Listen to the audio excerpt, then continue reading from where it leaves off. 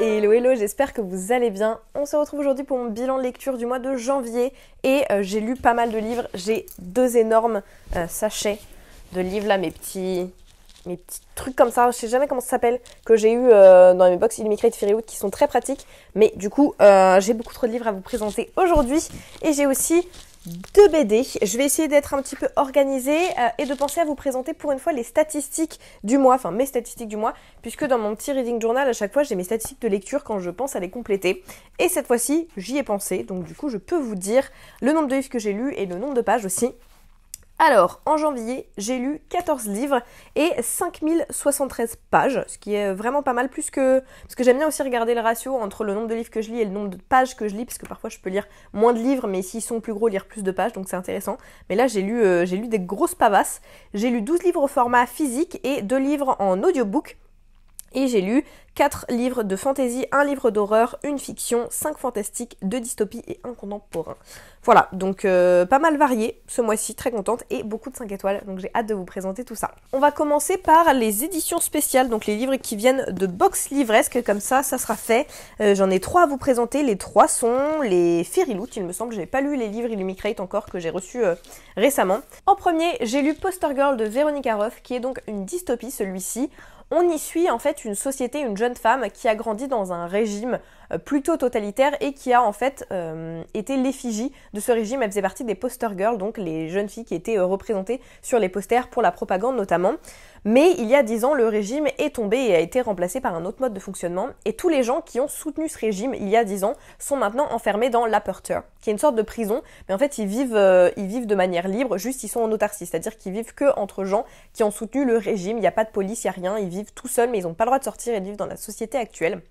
Et petit à petit, les enfants qui ont grandi pendant ce régime sont relâchés. Et Sonia, qui était un petit peu plus vieille que la majorité des enfants quand le régime est tombé, n'a toujours pas été relâchée. Et là, on va lui proposer de regagner sa liberté en aidant à retrouver une jeune fille qui avait été enlevée à ses parents pendant que le régime existait encore, parce qu'il y avait le régime de l'enfant unique et cette petite fille était un deuxième enfant.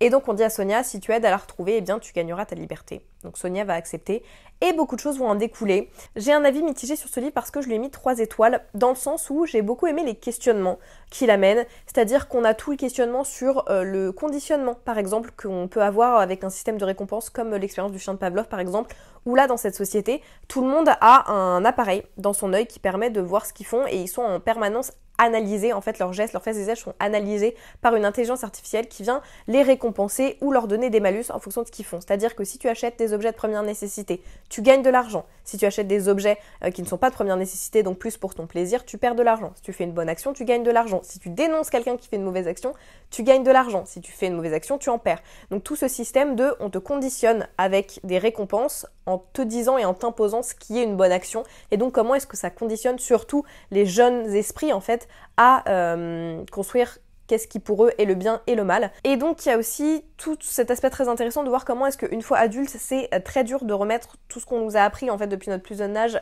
en cause. Et on voit tout ce processus chez Sonia, c'est hyper dur à dire, à articuler. Mais tout le reste m'a manqué entre guillemets, c'est-à-dire que j'ai pas trop accroché à l'intrigue, j'ai bien aimé les personnages, mais l'intrigue sans plus. J'aurais aimé en savoir plus sur l'univers de la dystopie de manière plus large. J'ai pas trouvé que ce soit très bien rythmé entre parfois trop d'action d'un coup puis ensuite très très lent. Et j'ai vraiment l'impression d'être restée sur ma faim et même la plume m'a pas plus convaincue que ça. J'avais un peu l'impression en fait de lire un premier roman, une première dystopie et pas un livre d'une pionnière de la dystopie avec Divergente, enfin d'une pionnière, vous voyez ce que je veux dire. Donc voilà.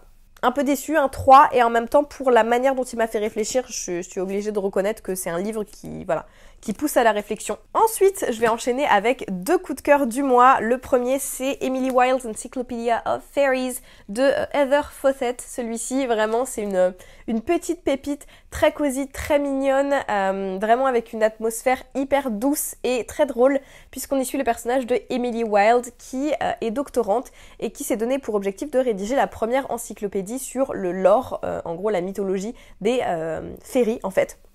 Et donc pour ça, elle part à la recherche des différents types de féeries partout dans le monde pour écrire son encyclopédie. Et elle va se retrouver, là je crois que c'est... Où est-ce que c'est qu'elle se retrouve? Voilà, elle se retrouve à Ransvik, voilà, qui est un petit village, on va dire. Je pense que c'est aux alentours de la Suède, un truc comme ça, je pense, parce que c'est pas précisé dans le livre, mais bref, c'est dans ces zones-là. Et en fait, elle va commencer à étudier de plus en plus le lore de type de fées qu'il y a là-bas, et elle va être rejointe par son ennemi juré, mais aussi son seul ami, voilà, pour vous donner le ton un petit peu, qui est aussi son rival académique, qui s'appelle Wendell Bumblebee. Et voilà, c'est-à-dire qu'ils passent leur temps à s'envoyer des petites piques. Elle dit qu'elle peut pas se le piffer, mais en même temps, elle reconnaît que c'est son seul ami et que sans lui, elle se sent très très seule. Et il va venir la rejoindre. Et au fur et à mesure qu'ils commencent à travailler ensemble, eh bien, elle se pose des questions sur la nature de Wendell, parce qu'il peut charmer les gens de manière très facile, personne ne peut résister à son sourire. Et en même temps, elle va commencer à enquêter plus profondément sur un type de féerie plutôt sombre qui s'appelle les Hidden Ones, qui se trouve dans ce village-là. Et ça va l'emmener sur la piste de certaines choses. Et bah voilà, va en découler plein d'événements très très cool. Et une relation qui évolue de plus en plus. Et je trouvais ça très très bien fait, très mignon. Franchement, je lirai la suite avec plaisir. Je trouve que c'était une lecture très douce qui se lit encore une fois plutôt vite parce que ça fait moins de 300 pages. Ça, c'est ce que j'ai beaucoup aimé aussi avec les livres Fairyloot. Avec celui-ci aussi, c'est des livres qui font moins de 300 pages et pour une fois, ça fait plaisir. C'est rafraîchissant. Et le dernier livre de box livresque que j'ai lu, c'est The Last Tale of the Flower Bride, qui est mon coup de cœur ultime du mois. Voilà, c'est vraiment celui-ci, si je devais en retenir qu'un, que je retiendrais. Je l'ai adoré. C'est de Roshani Chofsky, donc l'autrice de The Gilded Wolves, les loups dorés en français, qui a été traduit aux éditions de Saxus. Celui-ci n'est pas encore traduit puisqu'il vient de sortir, mais j'ai beaucoup aimé. On y suit 2 à 3 personnages principaux. Les 2 protagonistes vraiment qu'on suit le plus sont le mari, dont on n'a jamais le nom dans l'histoire, ça j'ai beaucoup aimé, on n'a jamais le nom, on sait juste que voilà, c'est lui qui va nous narrer une partie de l'histoire, et c'est un historien qui est passionné par les mythes, passionné par les contes de fées, et un jour il va rencontrer sa femme qui s'appelle Indigo Maxwell Castagnada, je crois que c'est ça, voilà, qui elle est l'héritière d'une grande fortune. Et ils vont échanger ensemble des histoires et des cadeaux. Et ils vont penser qu'ils vivront pour toujours happily ever after, voilà, donc heureux pour toujours. Sauf que Indigo lui fait promettre une seule chose, c'est qu'il ne devra jamais farfouiller dans son passé à elle. Sauf qu'au bout de quelques années, la tante d'Indigo est extrêmement malade, elle est en train de mourir. Et donc ils doivent tous les deux, le couple, retourner dans la maison d'enfance d'Indigo qui s'appelle The House of Dreams, donc la maison des rêves. Et en arrivant dans cette maison, cette dernière commence à murmurer un petit peu différents secrets à l'oreille du mari, y compris le prénom d'une jeune fille qui s'appelle Azur et qui était la meilleure amie d'Indigo qui a disparu l'année de comment ça s'appelle, leur remise de diplôme, et on n'a plus jamais entendu parler d'elle. Et donc à mesure que la maison révèle les secrets de sa femme, le marié va être forcé de choisir entre la réalité et la fantaisie, même si ça menace de détruire son mariage ou même leur vie. Et il y a vraiment une vibe de Mexican gothique avec aussi Barbe Bleue, avec le côté voilà, tu sais qu'il y a un truc que je cache dans mon passé, mais si tu cherches à savoir ce que c'est fini entre nous pour toujours. J'ai vraiment beaucoup aimé. Et dans le côté assez lyrique et mystérieux de l'histoire, on a vraiment une vibe aussi de d'Invisible Life Fadi Larue, je trouve. Mais c'est un ouvrage qui est extrêmement unique, je trouve, très atmosphérique, assez gothique aussi. Et si vous aimez les mythes comme ça, où vous savez qu'il y a un secret qui n'attend que d'être révélé et qu'en même temps il y aura des conséquences désastreuses qui en résulteront en fait si la personne à qui on a interdit de chercher commence à chercher. Et en même temps, nous en tant que lecteurs, c'est tout ce qu'on veut. On veut commencer à farfouiller pour savoir ce qu'elle cache, Indigo. Et j'ai beaucoup aimé, je trouvais que c'était très bien fait. J'ai deviné un des plot twists, mais en même temps c'était pas du tout frustrant dans le sens où j'étais quand même pas sûre de moi. C'était pas j'avais ma théorie et j'étais sûre à 100% que c'était ça. J'étais quand même perdue, on m'emmenait sur différentes pistes et tout. Donc je trouvais que c'était très très bien fait. Vraiment, c'est une super lecture. On va rester sur ce que j'ai lu en VO parce que il m'en reste que 3. Voilà. Et après on passera à la VF. J'ai lu, celui-ci je voulais le lire depuis très longtemps, c'est Demon in the Woods de Leigh Bardugo, qui est donc le roman graphique sur l'histoire du Darkling, sur comment est-ce qu'il en est devenu à être ce vilain, entre guillemets. Donc on le rencontre en fait au début de l'histoire avec sa mère quand il est encore adolescent, et ils sont tous les deux tout le temps sur la route pour éviter de se faire attaquer par les Druskel, donc les chasseurs de Grisha, entre guillemets. Surtout que eux-mêmes, au milieu des Grisha, ils sont pas forcément acceptés en raison de leur don, leur capacité à manier les ombres, qui fait d'eux en fait des parias entre guillemets. Même chez les Grisha, ils sont jugés même au sein de leur communauté, et on va les suivre quand ils vont décider de se poser dans un petit village pour une fois un peu plus longtemps, et voilà, le Darkling va se lier d'amitié avec plusieurs personnages, sauf qu'il y a beaucoup de choses qui vont se passer, et ça va être la conséquence de la psychologie de ce personnage et on va comprendre en fait comment est-ce qu'il en est venu à penser de la manière dont il pense et je trouve que c'est toujours très intéressant dans le sens où ça ne justifie pas ses actions mais ça permet de comprendre d'où vient sa mentalité et pourquoi, qu'est-ce qu'il a vécu, qu'est-ce qui le pousse à agir de cette manière dans le reste de la saga et ça je trouve ça toujours très intéressant parce que sans nous pousser à ressentir de la compassion pour le personnage, on arrive à comprendre entre guillemets d'où lui vient cette manière de penser et pourquoi est-ce que lui, il pense que ses actions sont justifiées. Et voilà, pour ça j'ai adoré, j'ai mis 5 étoiles aussi et en plus de ça je trouve que les illustrations sont vraiment sublimes. Après, j'ai lu le tome 2 et le tome 3 d'Akotar, je les ai relus en audiobook dramatisé, j'en ai profité pour les annoter parce que je les avais jamais annotés avant. Donc là vraiment j'ai balancé tout mon stock de post-it et toujours aussi fan des adaptations en audio drama avec vraiment full cast d'acteurs, la musique, les bruitages, vraiment les rires, tous les acteurs sont incroyables vraiment. Là on a introduit la voix de Elaine que je trouve dingue, c'est pas un personnage que j'aimais bien Elaine à la base et je pense que l'actrice est en train de me faire aimer son personnage, c'est vous dire à quel point le cast est tellement bien fait, j'ai pleuré toutes les larmes de mon corps alors que j'avais pas pleuré en lisant le livre papier tellement ça me fait ressentir toutes les émotions 2 fois plus, je revis la saga et je l'apprécie encore plus avec cette relecture vraiment, donc si vous l'avez déjà lu, parce que je pense que c'est bien de l'avoir déjà lu avant de se lancer dans l'audio, sinon on pourrait louper certains détails, mais si vous l'avez déjà lu et que vous voulez tenter les relectures ou que vous en êtes déjà adepte, je peux que vous conseiller les adaptations, sachant que elles sont sur Audible certes, mais si vous voulez les avoir pour beaucoup moins cher, elles sont sur Scribd. Donc si vous prenez l'abonnement Scribd pour 9,99 par mois, vous avez accès à toutes les versions audio dramatized. Donc ça vaut quand même pas mal le coup. Et enfin, j'ai lu aussi en VO de Stolen Air de Holly Black, qui est donc la nouvelle duologie sur des personnages de la saga The Cruel Prince. C'est une saga préquelle entre guillemets puisqu'on y suit le personnage de Hawk qui est le petit frère de Jude dans la saga principale et un autre personnage dont je ne vais pas parler parce que sinon je risquerais de vous spoiler ce qui se passe dans The Cruel Prince. Juste pour vous dire que j'ai mis 2 étoiles, je l'ai lu en lecture commune avec Mathilde, tu comptes mes 12 lectures et on a toutes les deux vraiment été extrêmement déçues dans le sens où ça manque de l'intrigue politique qu'on a adoré en fait dans The Cruel Prince. C'était extrêmement plat.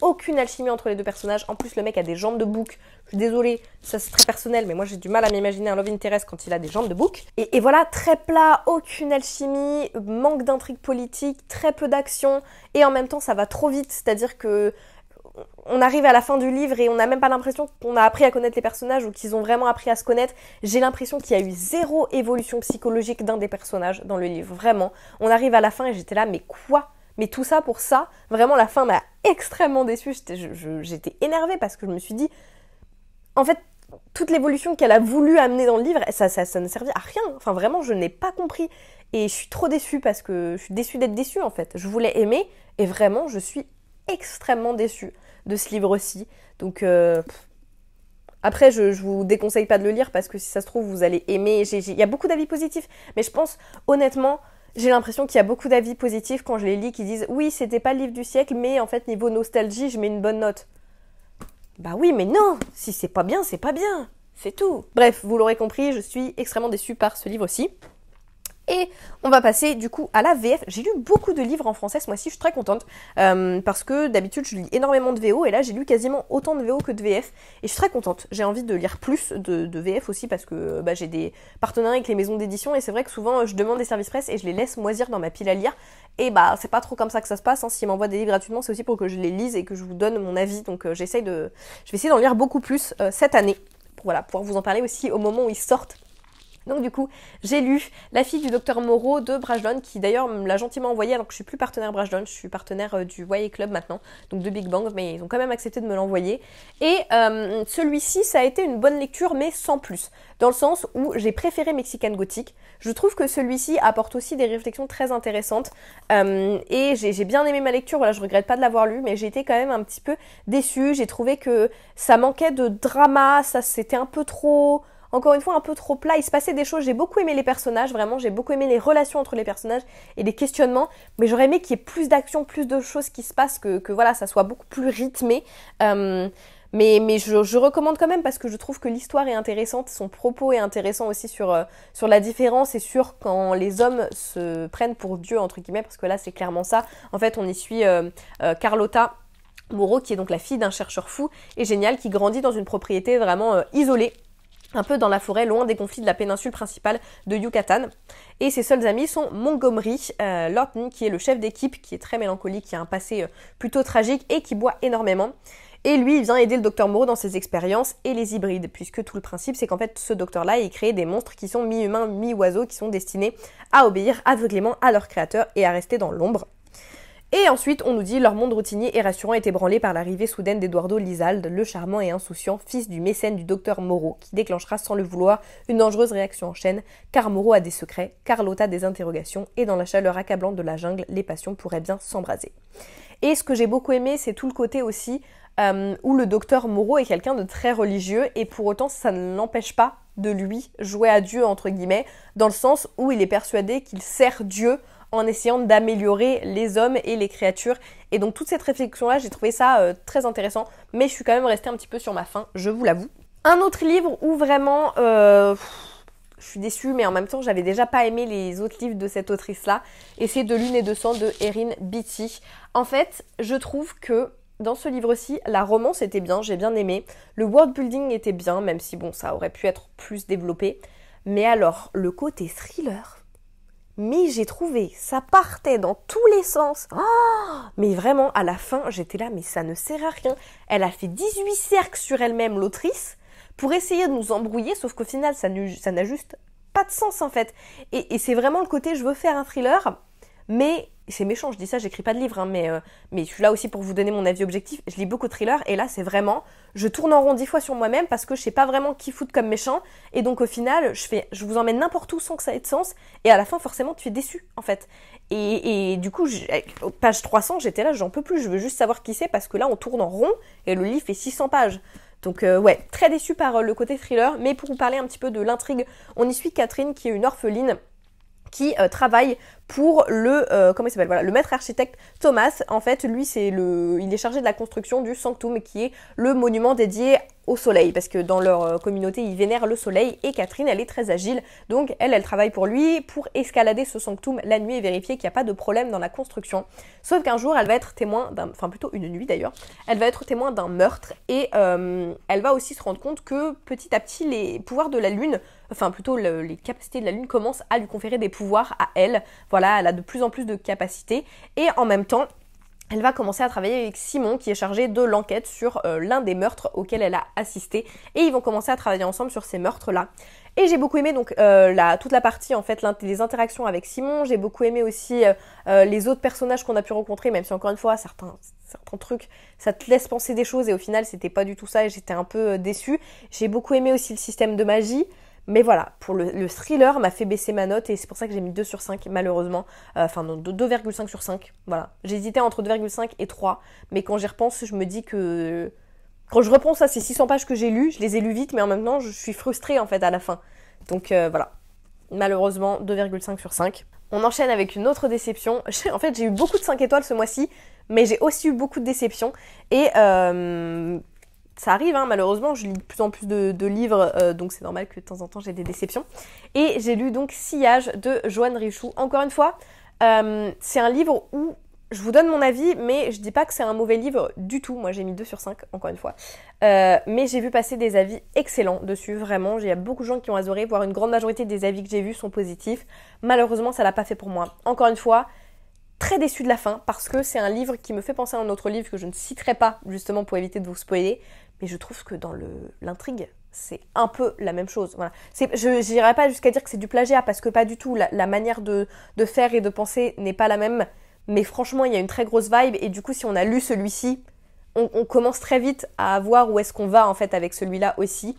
Au début, j'ai beaucoup aimé les questionnements qu'on a sur une jeune fille qui débarque à Paris, qui est passionnée par la parfumerie et qui a un nez, et donc qui a un don pour ça et qui vit le monde à travers ses odeurs. Tout ça, j'ai beaucoup aimé. Et à partir du moment où on est parti sur complètement autre chose.